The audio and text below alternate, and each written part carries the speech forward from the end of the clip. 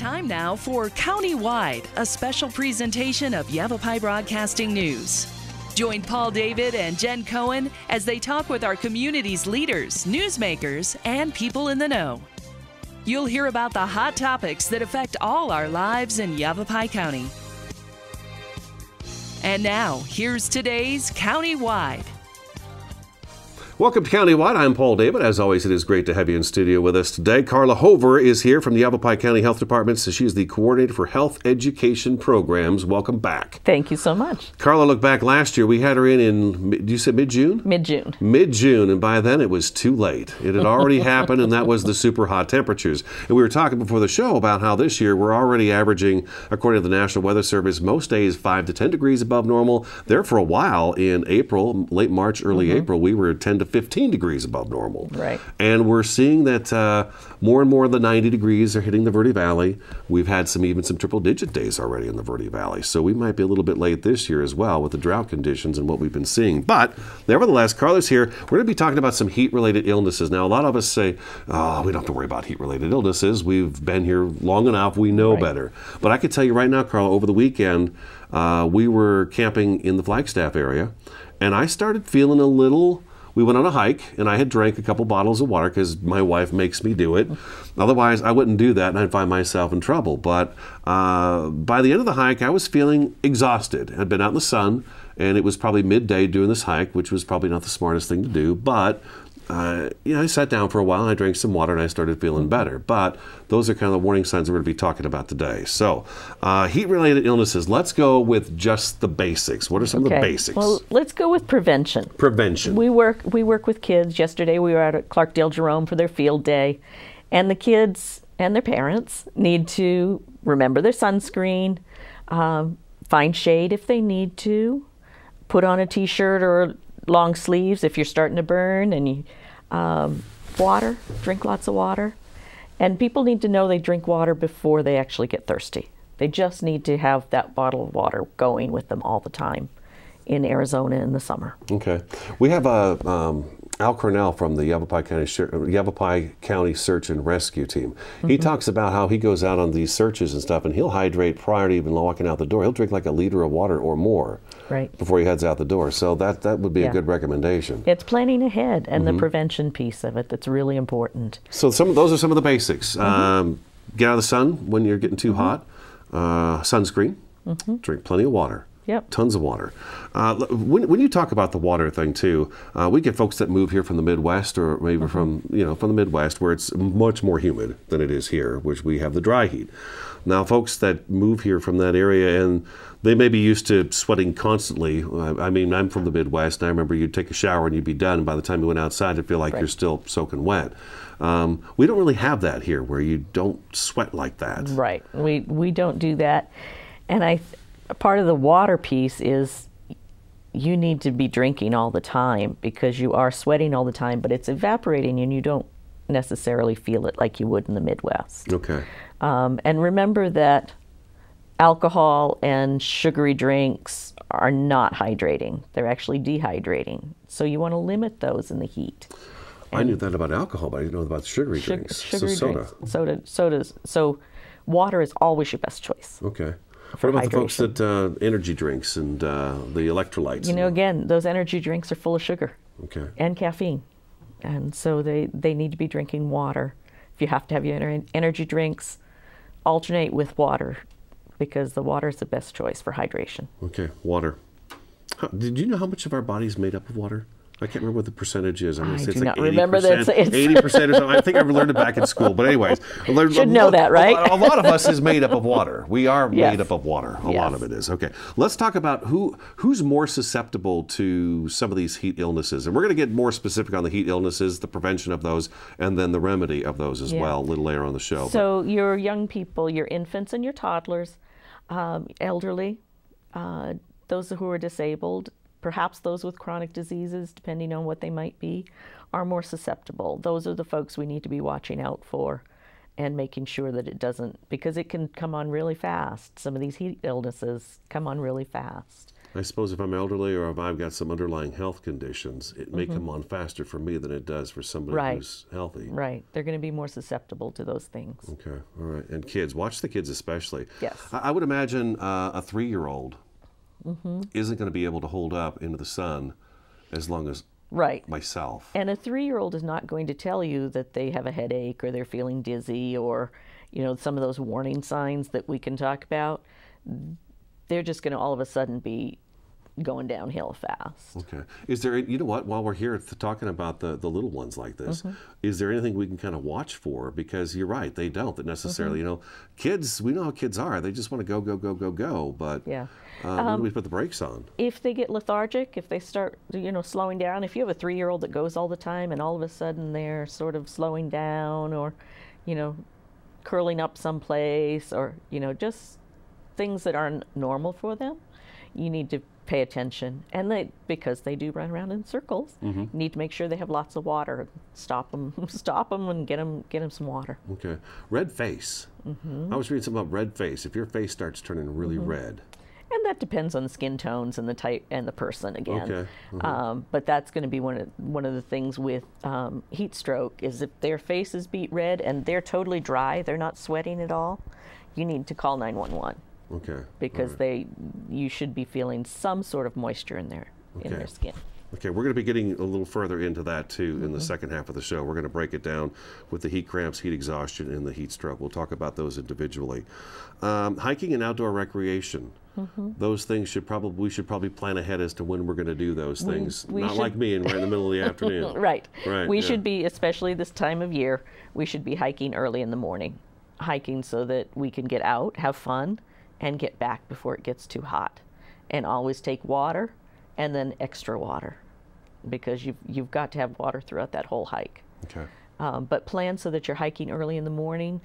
If you know it's going to be 110, 118, change your plans and hike another day. Okay. I mean, it's just not worth it. If you get out there and it takes you longer to get back and it's 110 when you get back to the trailhead, it may be too much. I suppose know your limits as well. Right, absolutely. Right, know your limits. Right. If somebody's not used to hiking and they decide to go out for 3 hours, the heat's going to get to them as well as, the muscles and the things that they're not used to using. We should take the approach of we're ants. I notice ants aren't out in the middle of the afternoon either. They go underground where it's cooler and they just know that they should be underneath there. So I guess if you're out walking around, you don't see ants moving about. You probably shouldn't be moving about either. Right. Yeah, we just need to go plan back ahead. into our holes as well and just kind of protect ourselves. Yeah. Best clothes to wear. Lightweight, light-colored clothing. People like to wear, your tank tops and your short sleeve You things. see a lot of black these days and gray let's stop. hoodies and Yes. and shorts and socks and stuff. No, we want to go light-colored. I mean, we know from our early science years that dark colors absorb the heat. Light colors reflect the heat. Right. So if we can keep that in mind, there are a lot of SPF type of clothes that you can get if you're an avid hiker that are treated to protect you. But just a lightweight long sleeve shirt is great. And when I see the kids running around playing, if they've been in and out of the pool, I usually say, at least put a t-shirt on because the sunscreen wears off in the pool. They don't stop long enough to reapply it as they should. At least put a t-shirt on and protect the shoulders. I feel like a kid because these are things I don't do. My wife's always after me on these things too. All of she these knows. things. I know she does. She knows I'm just a big giant kid. We got to take our first break, okay? Yavapai County Health Department's coordinator for health education programs, Carla Hover, in studio today. This is Countywide. We'll be back in just a couple minutes.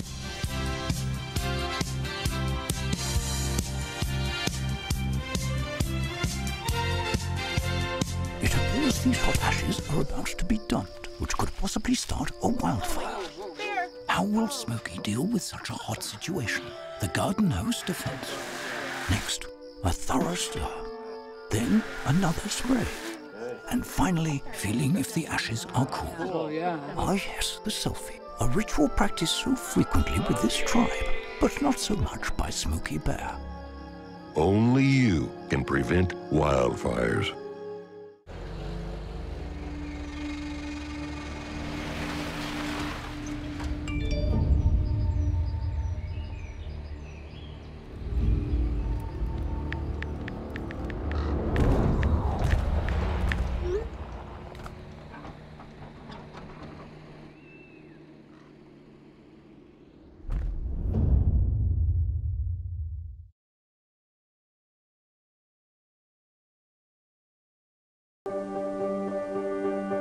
Being prepared is a part of who you are, but it's especially important in the case of a disaster.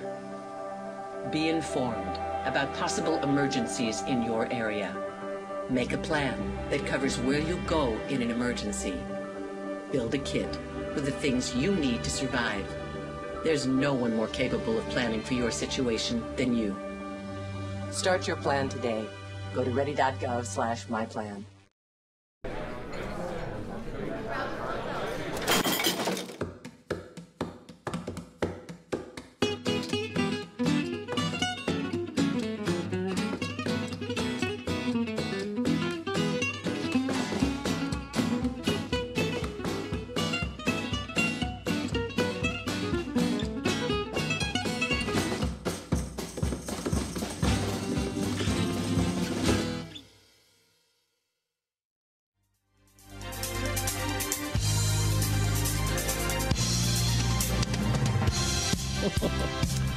Welcome back to Countywide. We're talking with Yavapai County Health Department's Carla Hover today about heat-related illnesses. And let's get into those with the second half of the show.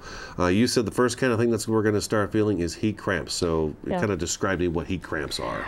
Heat cramps can either be abdominal cramps or leg cramps, that all of a sudden you're hiking or you're doing something, you're gardening, and all of a sudden you feel your stomach starts to cramp up, or your legs, your calves start to cramp up. That's an early warning sign that you need water. Okay. You need to get out of the heat, and you need to have more water. I've kind of felt that like behind my knees. And I don't think it's because I'm hiking, because hiking's fine, but I have felt like this kind of like a cramp behind my knees. I would say, cramping like that, leg cramping, is an early sign of dehydration. Okay. So we need to be aware of that. And when that starts happening, people should pay attention, find shade, or go inside in the air conditioning and start drinking water on every 15 minutes. Have some water and get your body back to where it should be. If I'm on the side of a trail, and let's say I've gone through half my water and I still have half the hike to go, because we were just talking off camera that it's always best to, if you're going to go on a hike, when you reach the halfway water mark, that's when you need to turn around and go back. Make sure you have plenty of water to get back to the trailhead. Right, and you probably even actually this time of year, you're going to need more than that half, because it's going to be, the temperature jumps up pretty fast around here, so you probably might need even more water to get back. What if I don't have a whole lot of water? Is just getting in the shade and sitting down, is that going to help me, or? It will help, because it will help bring your body temperature down, but you really need that water. Okay. And I usually have an extra bottle in my bag, and we've even, as hiking as a group, if we see somebody having trouble, we'll offer them a bottle of water.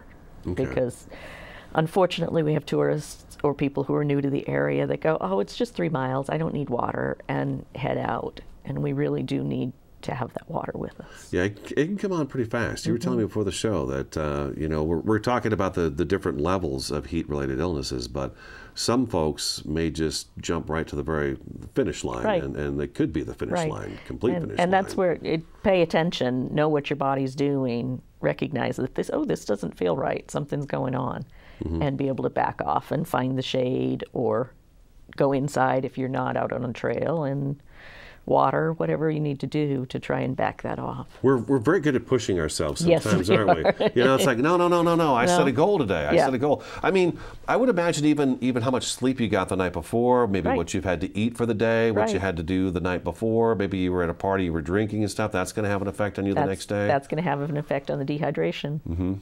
So yes, you need to be aware of what's going on. Okay. Yeah. What can you handle? Yes. So we have to be aware of ourselves before we head out. And not push it, not go, oh, I can handle anything, and just take off. Oh, a guy, I can make it, I can do it.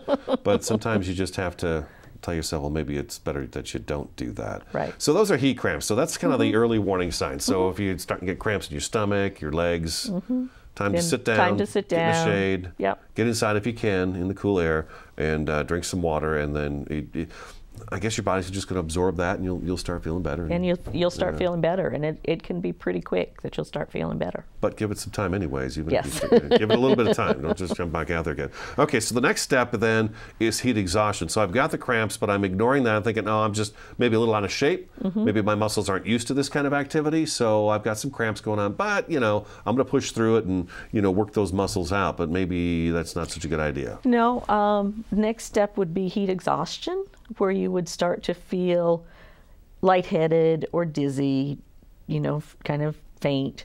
Not actually faint yet, but faint. And might get a headache. You've got the cramps going on. You've got, let's see, you want to get to your cooler place. You might be weak. You might get a little confused. Feeling lethargic? Yeah, you'd feel really weak and lethargic. Those things that are coming up, your pulse is going to be slowing. It's going to be slow. Okay. And this is a difference between this and the next one we're going to talk about. Your pulse may be rapid, but faint, but weak. Okay, slow. Okay. You're going to be sweating. This is another difference. So heat exhaustion, you're going to be sweating, just drenched in sweat. Might be flushed, might be red, depending on your skin tones and what your body does. But you're just going to be drenched in sweat. And these are the big signs. And again, you're going to be really, really thirsty. Okay. At this point, you're going to be really, really thirsty. Because it's all coming out of you. Right. It's pouring out of you. It's pouring out. Gotcha. You're sweating like this. You're using up all your moisture. Okay. So you're getting that dehydration, that it's all going out. So you're going to be really, really thirsty. I was reading that when it gets hot like that, your blood is going to the edge of your body, all over your extremities and stuff, trying to cool. And so there's less cool. going to your brain. So I can't afford that. Yeah. I can't afford that. And remember, when we sweat, that sweat evaporates off our skin, and that's part of what's trying to keep us cool. Okay. Is that evaporation. That's our body's AC. Yeah. Okay. Your body's doing exactly what it needs to do to cool you down. But as it is, you don't have enough water in you to begin with because you've already gone through the cramps. Now you're in exhaustion, so your body's pretty much shedding whatever you had left in you. And if you don't have any more with you, you're in trouble. Right. Let's move on to heat stroke, and this is the most dangerous. Well, let's for those people, heat exhaustion, you want to get them to a cool area. You want to get them into the shade like we talked about. Give them small sips of water. Loosen their clothes, fan them, cool wet cloth on their skin, anything that you can do to get that body temperature down. Gotcha. At that point. Okay. Gotcha. And be aware that the next step is then heat stroke, and you want to be watching them for that, because that one's much more severe. Okay.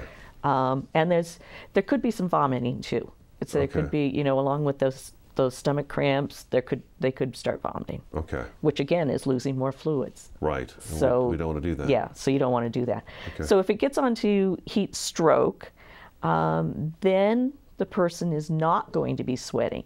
If you see somebody that's bright red, no moisture coming out of their skin, they've been out in the heat for too long, hiking or gardening or whatever, you need to start calling 911. You need somebody to call 911. This is not something we're going to be able to handle on our own. No. No, we've gone too far. No. If it's heat stroke, you at least need to get that call in and have somebody come check them out. I'm going to probably be pretty despondent. Yes. I'm not going to be able to think straight. Right.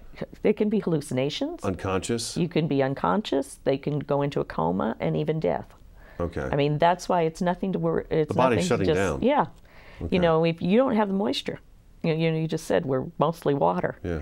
If you're losing this moisture that quickly, you're losing moisture from, brain. It can organ damage, brain damage. I mean, these things can happen from heat stroke. Okay, so at that point, it's 911. There's not much you can do about it. No, you're better off calling 911. And that's why, if you're not sure, heat exhaustion, heat stroke, I would err on the side of safety and call 911. Yeah, anyway, really. Let them make the call. Really. Let's take our next break. Okay, Yavapai County Health Department's Carla Hover in studio today. We're talking about heat-related illnesses as the temperatures begin to warm up. Stick around, countywide. Back in just a couple minutes.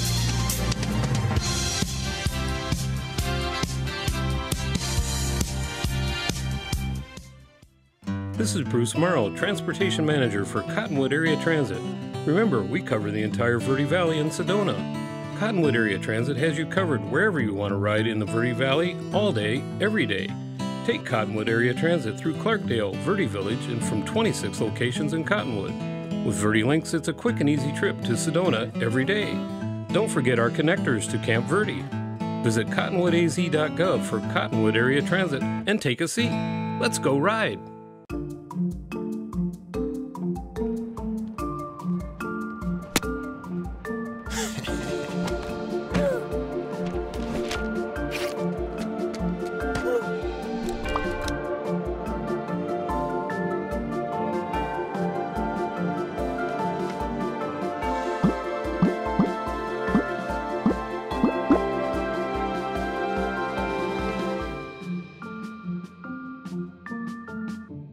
What to expect when you're expecting. Like here? A teenager. Today, I'm going to show you how to teen-proof your home. First step, hide the car keys. Preferably somewhere they would never look. Challenges will come up. Be ready for them. Hi, honey. Ready for the... Mom, you don't use mannequins in the mannequin challenge. You don't have to know it all to be a perfect parent. Thousands of teens in foster care will love you just the same.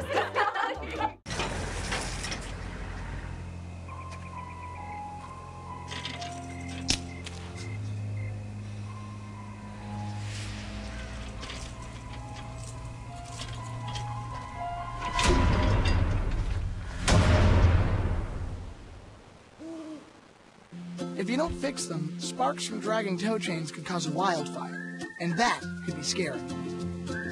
Hi, Smokey. Only you can prevent wildfires.